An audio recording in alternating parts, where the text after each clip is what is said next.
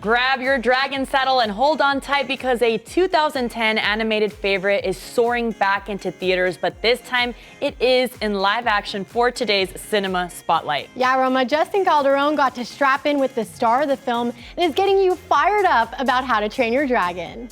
Come on, bud.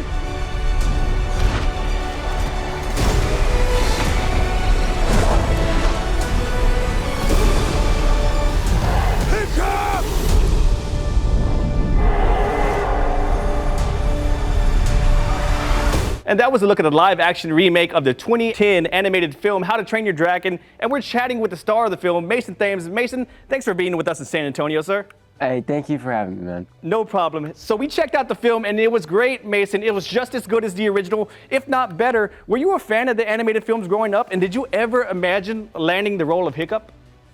Never. This is, it's very surreal to me. You know, these movies and in this world, you know, it has been such a big part of my life. So the fact I can, you know, bring it to a new audience and a new generation is, means so much to me. And I'm very excited for people to see the film. Oh, that's awesome. And let's talk about your co-star, Gerard Butler, who also was in the original film of the voice of Hiccup's dad in the animated movie. What was that like working with him?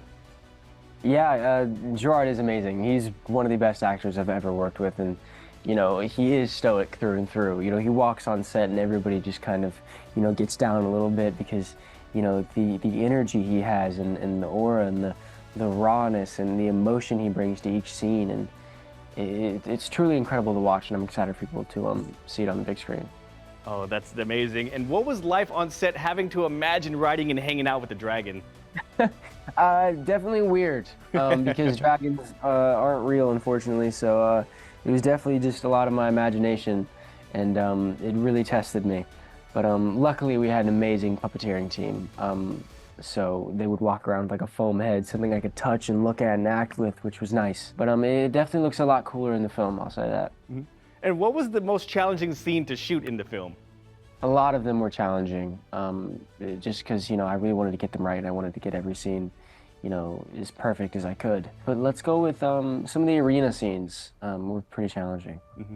And then Mason, if you had your own dragon in real life, what would you name it, and what would it look like, sir? I would name him Kurt, and he would be purple. Mm-hmm. And why Kurt? I don't know, it's just the first thing that came to my mind.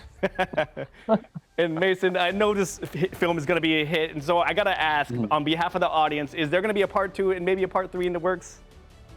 Yeah, we're starting How to Train Your Dragon 2 pretty soon, so I'm very excited for that. And what can folks expect from this live-action remake, Mason? When I went to the theater and watched the originals, it was so special to me and left me with so much wonder and had so much magic. So I hope that a kid can go to the theater with their parents and have the same effect that the original had on me.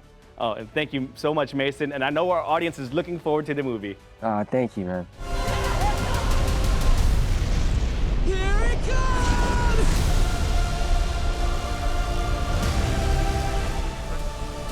Looks good, Roma. Well, some of the crew got a sneak peek and they did say the movie is fire. I'm blowing out some fire to all of you. How to Train Your Dragon is in theaters today, so go enjoy it, maybe for Father's Day.